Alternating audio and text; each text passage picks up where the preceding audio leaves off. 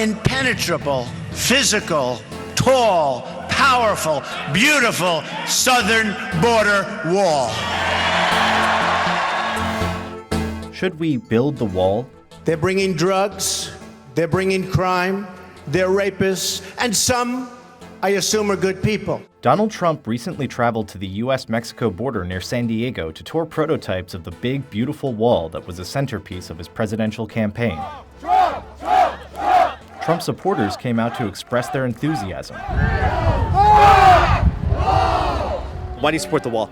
It's like, if you had a kennel with dogs, I'm not saying that we're all dogs or anything like that, but are we going to let them all run in the field?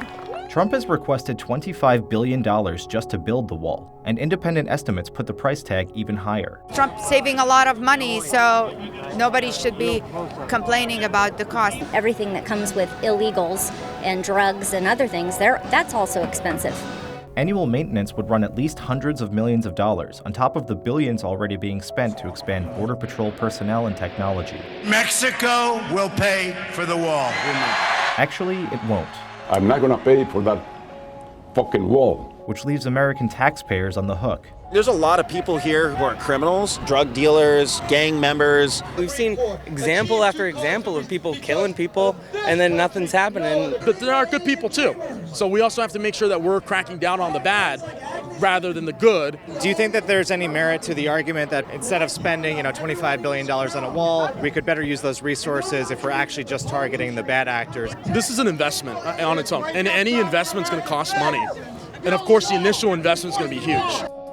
As a Border Patrol agent, I can tell you, walls do work. The U.S. has erected hundreds of miles of fencing and other barriers in the last 30 years, and more than quintupled the number of Border Patrol agents on the ground, in addition to installing high-tech sensors and cameras and using military drones to patrol. And yet coyotes and drug cartels have out-innovated authorities, using tunnels, planes, drones, ships, catapults, car ramps, and even specially built submarines. So how would this new wall be different? You're dealing with people who will find a way around. But I think one of the most powerful things we could do is create deterrence. You build a 30-foot wall, you need a 31-foot ladder, right? Like, what do you say to people who say that? They got to come over the other side. How about if they have a rope? I favor, regardless of what fence, there needs to be razor wire. If they're staring at a wall of razor wire, they can't cross. Something concrete where also we're not having people digging holes under the wall either, because people can dig holes under walls too. It doesn't have to solve all our problems, but we have to start moving towards a solution. And I don't think you can have it without a wall. But would a new physical wall actually accomplish what supporters hope for? The majority of unauthorized immigrants to the U.S. don't walk across the border. They show up with temporary visas and then overstay them. And these days, more Mexican migrants have been exiting the country than coming in. This is the land of American dream. We want people to come in here, but we want people to do it the right way, like my family did when they came from Mexico and Cuba. But for Mexican immigrants, getting a visa is nearly impossible. In 2018, the quota is just 25,000 people, and there are nearly 1.3 million on the waiting list. I don't want our country to change to the point where it is not what it is now. You're from Iraq, right? So people who are pro-wall, pro-Trump might say, well, people from Iraq are changing the nature of our country, right? So do you worry if we put caps on legal immigration that people like you who are immigrating and trying to do the right thing won't have that opportunity? Okay, you gotta care about American citizens first. Yes, there is a lot of people in my original country that wants to come to the United States, but I'm an American right now. You gotta look at what is for the American people first.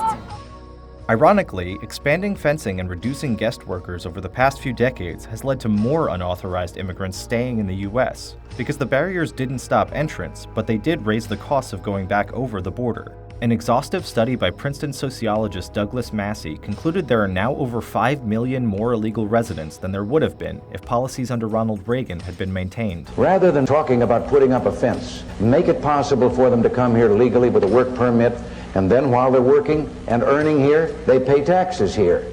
And when they want to go back, they can go back and they can cross and open the border both ways.